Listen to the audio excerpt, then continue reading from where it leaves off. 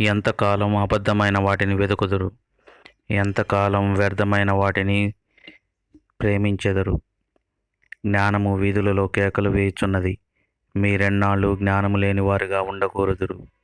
అయ్యో, వేషధారులారా, మీరు సున్నము కొట్టిన సమాధులను పోలి ఉన్నారు.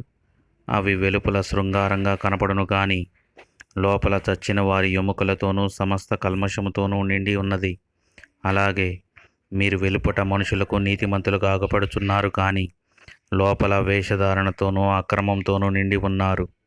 మీ లోపల నుండి అనగా మనుషుల హృదయములో నుండి దురాలోచనలు, జారత్వం, దొంగతనం, నరహత్య, వ్యభిచారం, లోభత్వం, కృత్రిమమును, కామవికారము, మత్సరము, దేవదూషణ, అహంభావం, అవివేకం ఇవన్నీ మనిషి యొక్క హృదయంలో నుండి బయటకు వచ్చి మనిషిని అపవిత్రం చేయుచున్నవి.